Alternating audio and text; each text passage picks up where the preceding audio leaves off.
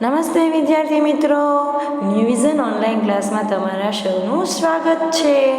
ધોરણ 2 વિષય કલ્લોલ, પાઠ નંબર 7મો આમ પણ હોય. આજે આપણે આઈડલમાં જે આગળ અભ્યાસ કર્યો હતો એના વિશે થોડું ઘણું સમજી લઈએ. સૌપ્રથમ આપણે જોયું હતું કે ગોરીઓ ગુમની વાર્તા આવી હતી. એના આધારે આપણે પ્રશ્નોના જવાબ લખ્યા છે. સોમાભાઈનો એક બળદ હતો ગોરીઓ, એ ગુમ થઈ જાય છે અને એ બાજરાના રોટલામાંથી નીકળે છે. પછી તો કે એના આધારે આપણે પ્રશ્નોના જવાબ સમજ્યા. હવે પછીનો આપણે વિડીયોમાં આપણે અત્યારે સમજીએ. ચાલો, તો અહીં આપણે આ પ્રશ્નોના જવાબ આપણે લખ્યા હતા. ત્યાર પછી સરસ મજાનું બાળગીત સમજ્યા હતા. હવે એના પછીનું પેજ નંબર 27માં જે આપણે બાકી હતું તે અત્યારે સમજશું. ચાલો, નીચેના વાક્ય વાંચો. સાચું હોય તેને ગપ્પુ બનાવો અને ગપ્પુ હોય તેને સાચું બનાવો. તો તમારે અહીં શું કરવાનું છે કે સાચું વાક્ય જે આપેલું હોય એને ગપ્પુ એટલે કે રમૂજી વાક્ય બનાવવાનું, અને જે ગપ્પુ વાક્ય હોય એટલે કે રમૂજી વાક્ય હોય એમાંથી આપણે સાચું વાક્ય શું થાય છે તે બનાવવાનું છે. જે એક ઉદાહરણમાં તમને આપી દીધું છે. જો અહીં તમને કીધું છે કે ઉડતા ઉડતા બગલો થાકી ગયો તો પોતાની પાંખ પર સૂઈ ગયો. બગલો પોતાની પાંખ ઉપર સૂવે ન સૂવે તો એ આ વાક્ય સાઈડમાં તમને કૌંસમાં કરીને આપેલું છે કે આ વાક્ય ગપ્પુ વાક્ય છે. તો અહીં તમને ગપ્પુ વાક્ય હોય તો શું કરવાનું, તો એને આપણે સાચું વાક્ય બનાવવાનું, અને સાચું વાક્ય હોય તો એમાંથી આપણે ગપ્પુ વાક્ય બનાવવાનું. એટલે કે સાચું વાક્ય હોય તો એમાંથી આપણે ખોટું વાક્ય બનાવશું, અને ખોટું વાક્ય હોય તો એમાંથી આપણે સાચું વાક્ય બનાવશું. એવી રીતના વાક્યોને સુધારીને લખશું. અહીં સૂચનામાં એવી રીતે કીધું છે એટલે આપણે એવી રીતે કરવાનું છે. ચાલો, સૌથી પહેલાં એને જે ગપ્પુ વાક્ય આપ્યું હતું એમાંથી એને કેવી રીતે સાચું વાક્ય બનાવ્યું જોયું આપણે સમજી લઈએ. બગલાને એમ કીધું હતું કે પોતાની પાંખ પર સૂઈ ગયો, પણ એને સાચું વાક્ય કઈ રીતે બનાવ્યું, તો કે ઉડતા ઉડતા બગલો થાકી ગયો તો પોતાના માળામાં જઈને સૂઈ ગયો. એ વાક્ય એને સાચું વાક્ય બનાવ્યું.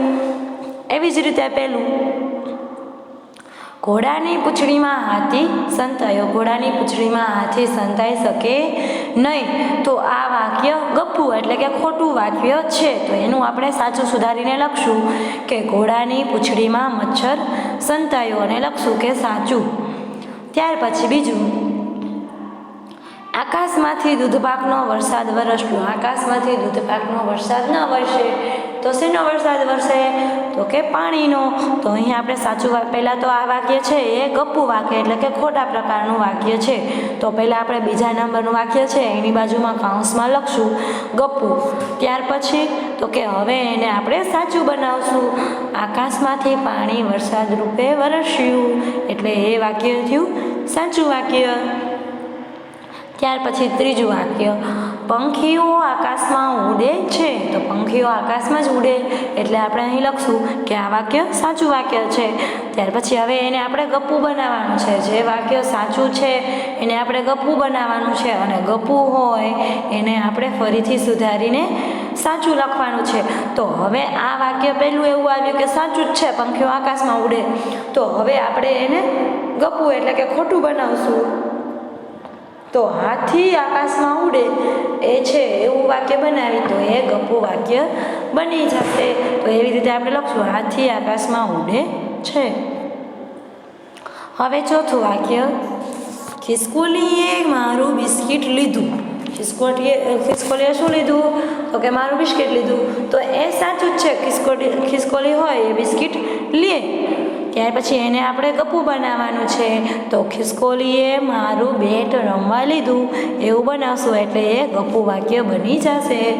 ચાલો, મેં આજે દૂધ સાથે અંધારું ખાધું. અંધારું કોઈ દી ખવાય, અંધારાને આપણે ખાઈ શકી નહીં. તો આ એક ગપ્પુ વાક્ય છે. સૌથી પહેલાં આપણે લખશું ગપ્પુ. ત્યાર પછી લખશું સુધારીને સાચું વાક્ય આપણે બનાવવાનું છે. તો મેં આજે દૂધ સાથે બિસ્કિટ ખાધા. ચાલો, ત્યાર પછી છઠ્ઠું, ધ્રુવે નળિયેરી પરથી કુલ્ફી તોડીને ખાધી. નળિયેરી પરથી કુલ્ફી એટલે કે ગુલ્ફી, આપણે જે ઘરે બોલતા હોય ગુલ્ફી. તો નળિયેરીમાં કોઈ દી ગુલ્ફી ન ઉગે તો નળિયેરીના ઝાડ ઉપરથી આપણે ગુલ્ફી તોડીને ન ખાઈ શકીએ. તો આ એક ગપ્પુ વાક્ય છે. અહીં પહેલાં આપણે લખશું ગપ્પુ, ત્યાર પછી એને સુધારીને આપણે સાચું બનાવવાનું છે. તો કે ધ્રુવે નળિયેરી પરથી નળિયેર તોડીને તેનું પાણી પીધું. એટલે કે નળિયેરીના ઝાડ ઉપરથી આપણે નાળિયેર તોડીને એનું પાણી પી શકીએ, એટલે એ સાચું વાક્ય બનશે. ત્યાર પછી 7મું, બિલાડી બહેન કૂતરાભાઈને લાફો માર્યો. બિલાડી બહેને કૂતરાભાઈને લાફો માર્યો. તો આ વાક્ય ગપ્પુ વાક્ય છે. હવે એને સુધારીને સાચું બનાવવાનું છે. તો કે બિલાડી બહેન કૂતરાભાઈને જોઈને ભાગી ગયા. તો હવે સાચું વાક્ય બની ગયું. ત્યાર પછી 8મું, મમ્મીને મચ્છર કરડ્યું. ચાલો આ વાક્ય પણ સાચું વાક્ય છે. પહેલાં આપણે બાજુમાં લખશું સાચું, તો હવે એમાંથી આપણે ગપ્પુ બનાવશું. તો મચ્છરે કૂતરું કરડ્યું. મચ્છરને કૂતરું ન કરડે એટલે એ ગપ્પુ બની ગયું. તો કે મચ્છરને કૂતરું કરડ્યું. ત્યાર પછી શાળામાં શિક્ષક ભણાવે છે. ચાલો ભણાવે છે એટલે એ સાચું વાક્ય છે. હવે એનું આપણે ગપ્પુ બનાવશું. અહીંયા આપણે મિસ્ટેક આપેલી છે પણ આપણે સુધારીને સાચું લખશું. તો શું લખશું? શાળામાં શિક્ષક રમાડે છે એવું લખશો એટલે એનું ગપ્પુ બની જશે. ત્યાર પછી મગરે ઝાડ પર માળો બાંધ્યો. ચાલો આ વાક્ય ગપ્પુ વાક્ય છે. મગર ઝાડ ઉપર માળો બાંધે નહીં. તો હવે એને આપણે સુધારીને લખશું. કાગડાએ ઝાડ પર માળો બાંધ્યો એટલે એ સાચું વાક્ય બની જશે. ચલો આવી રીતે સાચા વાક્ય હોય અને ખોટા એટલે કે ગપ્પુ બનાવવાના, અને ગપ્પુ વાક્ય હોય એટલે કે ખોટા વાક્ય હોય એને સુધારીને સાચા વાક્ય લખવાના છે. હવે એની પછી ભાષા ગમ્મત. ચલો અહીં તમને ભાષાકીય શબ્દો આપેલા છે કે આપેલા શબ્દોને બંને તરફથી વાંચો અને લખો. એને તમે બંને તરફથી વાંચશો તો એને એ જ શબ્દ એનો બનશે, અલગ બનશે નહીં. જેમ કે કાકા, એને ઊંધો કરીને વાંચો તો પણ એનું કાકા જ રહે.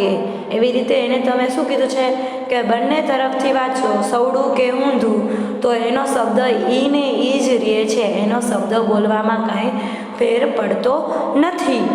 ચલો વાંચીએ આપણે. કાકા, મામા, દાદા, નાના, કડક, સરસ, દરદ, કનક, નયન, નમન, મરમ, નવીન, તરત, મલમ, સારસા, કથક, જહાજ, કલાક, મલયાલમ. એમાંય પાછું ઊંધું કરશો તો એ જ લખાશે મલયાલમ. પછી નવજીવન, નવજીવન, કલક, કલક. ચલો આ દરેક શબ્દને તમે ઊંધો કરીને વાંચો તો એનો શબ્દ એ જ રહેશે. એવું આ તમને ભાષાકીય ગમ્મત એટલે કે એવા અટપટા શબ્દ તમને અહીંયા આપ્યા છે કે જેને તમે ઊંધા કરીને વાંચો તો એનો અર્થ એ જ રહેતો હોય છે. ત્યાર પછી નીચેના વાક્યો બંને તરફથી વાંચો. નીચેના વાક્ય શું કીધું છે તમને કે બંને તરફથી વાંચો અને લખો. એનો અર્થ એ જ થતો હશે. ચલો આપણે વાંચીએ. સૌથી પહેલું, લીમડી ગામે ગાડી મળી. તો એને તમે ઓલી બીજી તરફથી વાંચશો તો એનો અર્થ એ જ થશે. ચલો હવે લખીએ. લીમડી ગામે ગાડી મળી. છા બુધા થાબુ જો. છા બુજ થાબુ જો. પછી જ્યારે બાવા બારે જા. જ્યારે બાવા બારે જા. પછી ખા મમતા મમ ખા. તો ખા મમતા મમ ખા. જો જૂની નીચું જો. જો જૂની નીચું જો. બેનો અર્થ બંને તરફથી વાંચીએ તો સરખો જ થાય છે. તો આવી રીતે વાંચો, બોલો અને લખવાનું છે. હવે ત્યાર પછી ઉદાહરણ પ્રમાણે કોષમાંથી અક્ષર પસંદ કરી નવો શબ્દ બનાવો. નવો શબ્દ આપણે બનાવવાનો છે. એટલે કે જો તમને ઉદાહરણમાં આપેલું છે ગીતો, તો એની આગળ એને સ લગાવ્યો એટલે સંગીત નવો શબ્દ બન્યો. એવી રીતે જે તમને ઉદાહરણમાં ઉપર આપેલા છે એવા તમે એના સિવાયના શબ્દ લગાવી અને નવો શબ્દ બનાવવાનો છે. હવે અહીં તમને આપ્યું છે ગંધ, તો એનું બનાવ્યું સુગંધ. ત્યાર પછી વાસ, તો એનું બનાવ્યું આગળ શું લગાવી દીધું. શબ્દો ક્યાંથી લગાવવાના, તો કે ઉપર અહીં તમને કૌંસમાં આપેલા છે એમાંથી ન લગાવવાના, એના સિવાયના લગાવવાના નથી. પહેલામાં સૌથી પહેલાં સ લગાવ્યો તો છેલ્લે તમને સ આપેલો છે. ત્યાર પછી શું લગાવ્યો તો બીજા નંબરે તમને શું આપેલો છે. તો એવી રીતે જે ઉપર આપેલા છે એની અંદરથી અક્ષર લગાવી અને નવો શબ્દ બનાવવાનો છે. ચલો સુગંધ બનાવ્યું. ત્યાર પછી વાસ, તો એમાં પણ શું લગાવ્યું એટલે કે સુવાસ. પછી માન, તો ઉપર તમને અપ આપ્યું છે તો અપમાન. ત્યાર પછી નંદન, તો અભી પણ આપેલું છે તો અભિનંદન, આગળ અભી લગાવ્યું. ત્યાર પછી ગુણ, તો અવગુણ, અવ પણ તમને આપેલો છે. તો એવી રીતે અવગુણ. મંત્રી, તો ઉપમંત્રી. દેશ, તો વિદેશ છે તમને ઉપરથી લગાવે છે એની નીચે હું ટીક કરી દઉં છું. ટેવ, તો શું ટેવ. ત્યાર પછી લેખન, તો પાછું શું લેખન. જ્ઞાન, તો વિજ્ઞાન. યોગ, તો વિયોગ. ત્યાર પછી સંગ, તો કુસંગ. કુ આપને આપેલો છે, વી પણ આપેલો છે. એવી રીતે ઉપર તમને જે આટલા શબ્દ આપેલા છે એને આગળ ઉમેરી અને તમારે નવો શબ્દ બનાવવાનો છે. ચાલો અહીંયા પણ એવી જ રીતે કરવાનું છે. આપેલા અક્ષરોથી બનતા બે શબ્દો બનાવો. બે શબ્દ બનાવવાના છે. જેમ કે વી ઉપર એને બે શબ્દ બનાવ્યા, વિદેશ અને વિજય. સૌથી પહેલો શબ્દ કયો હતો અહીં વી હતો. પછી કયો હે શું છે, કુ છે, પ્ર છે, ઉપ છે, અવ છે, અભી છે, અપ છે અને ની છે અને સ છે. તો દરેક શબ્દના બે શબ્દો બનાવવાના છે. નવા શબ્દ બે શબ્દ બનાવવાના. જેમ કે અહીં તમને વિદેશ અને વિજય વી ઉપર આપી દીધા. હવે એના પછી આપણે બનાવશું. એના પછી હવે વી ઉપર બનાવી દીધા છે તો આપણે હવે શું ઉપર બનાવશું. શું ઉપર સુપુત્ર અને સુઘડ. એવી રીતે કુ ઉપર કુપુત્ર અને કુમાર. એવી જ રીતે પ્ર ઉપર તો કે પ્રદીપ અને પ્રકોપ. એવી જ રીતે ઉ ઉપર તો કે ઉપવાસ અને ઉપગ્રહ. હવે અવ ઉપર અવગુણના અને અવદશા. ત્યાર પછી અભિ ઉપર અભિમાન અને અભિનંદન. હવે અપ ઉપર તો અપયશ અને અપલક્ષણ. ત્યાર પછી ની ઉપર તો કે નિકુંજ અને નિવાસ. હવે સ ઉપર સગુણ અને સપૂત. ચલો આવી રીતે જે તમને ઉપર શબ્દ આપેલા હતા એની ઉપર આપણે બે શબ્દો બનાવ્યા. ત્યાર પછી હવે તમને અહીં કીધું છે કે ચ દૂર કરી. ચ હોય છે, ચ વધારાનો આપેલો છે એને દૂર કરી અર્થસભર શબ્દ બનાવી ફરીથી લખો. જો તમે ચ દૂર કરી નાખશો એટલે નવો શબ્દ જે બનશે એને ફરીથી લખવાનો છે. ઉદાહરણ તરીકે તમને આપ્યું છે ચ ગા ચ ય, તો એમાંથી તમને શું કર્યો ચ દૂર કરવાનું એટલે તમારે એને પેન્સિલથી એની ઉપર આડું લીટું આવી રીતે કરી નાખવાનું એટલે ચ દૂર થઈ જાય અને નવો જે શબ્દ બાકી રહે એને ફરીથી લખવાના. એટલે કે અહીં ગાય શબ્દ બને છે તો એને ફરીથી લખ્યું. એવી જ રીતે ચ ઘા ચ સ, તો ચ દૂર કરો એટલે તમારે ઘાસ. હવે ચ દુ ચ ધ, ચ દૂર કરશો એટલે દૂધ. હવે ચ સા ચડા એટલે કે શાળા. ચ બી ચ લા ચ ડી એટલે કે ચ તમે દૂર કરી નાખો એટલે ફક્ત બિલાડી વધશે. ત્યાર પછી ચ પ ચ તંગ ચ અને ગ પતંગ. હવે ચ ર ચ વી ચ વા ચ અને ર, તો કે ચ દૂર કરી નાખો એટલે શું વધશે તો કે રવિવાર. તો આવી રીતે જે શબ્દમાં ચ વધારાનો આપેલો છે તે તમારે પેન્સિલથી એની ઉપર આડી લીટી કરતું જવાનું અને એ ચને દૂર કરવાનો એટલે તમને નવો શબ્દ મળશે એ લખવાનો રહેશે. હવે નીચેના વાક્યો વાંચો અને વધારાના અક્ષરો દૂર કરી અર્થપૂર્ણ વાક્ય બનાવી ફરીથી લખો. જેવી રીતે આપણે ઉપરમાં જોયું કે ચ દૂર કર્યો એવી જ રીતે અહીં તમને વાક્યો આપેલા છે. વાક્યોમાં પણ તમારે વધારાના શબ્દ હોય એવી રીતે પેન્સિલથી ઉપર લીટી કરી અને દૂર કરી અને નવું વાક્ય બનાવવાનું છે. જેવી રીતે આપણે નવા શબ્દ બનાવ્યા એવી રીતે હવે નવું વાક્ય બનાવવાનું છે. ચાલો, ચ આ ચ ગા ચ ય અને ચ છે. તો આ ગાય છે. સૌથી પહેલું વાક્યમાં જે ચ વધારાનો હતો એને આપણે આડી લીટી કરીને દૂર કર્યો એટલે તમને નવું વાક્ય મળશે, આ ગાય છે. આવી રીતે જે વધારાના અક્ષરો છે એને આપણે દૂર કરવાના છે અને વાક્યને ફરીથી બનાવી અને ફરીથી લખવાનું છે. ચલો, બીજા વાક્યમાં પણ ચ દૂર કરશો એટલે થશે કે તે ઘાસ ખાય છે. હવે ત્રીજું વાક્યમાં ચ ગાય, ચ દૂધ, ચ આપે, ચ છે. તો એમાંથી પણ તમે ચ દૂર કરશો એટલે લખશું કે ગાય દૂધ આપે છે. એમાંથી ચ જ્યાં છે અહીંયા આડી આપણે લીટી કરી નાખવાની. ચલો, ચોથું વાક્ય, ચ મને દૂધ ભાવે છે. એટલે કે ચ દૂર કરશો એમાં નવું વાક્ય મળશે કે મને દૂધ ભાવે છે. ચાલો, મારું નામ ગગન છે. એમાં પણ ચ દૂર કરવાનું છે એટલે મળશે કે મારું નામ ગગન છે. ચાલો, હવે શું બાજરીનો, શું રોટલો, શું તૈયાર અને શું થયો. વાક્ય નંબર 6, જેમાંથી આપણે અત્યાર સુધી બધા એમાં શું કર્યું, ચ દૂર કર્યો, પણ હવે છઠ્ઠા વાક્યમાં આપણે શુંને દૂર કરવાનો છે. અહીંયા સુધી આપણે ચ ને દૂર કર્યો. હવે જ્યાં જ્યાં આપણે શું દેખાય છે એની ઉપર આડું લીટું કરતું જવાનું છે. એટલે કે બાજરીનો રોટલો તૈયાર થયો. નવું વાક્ય એવું તમને મળશે.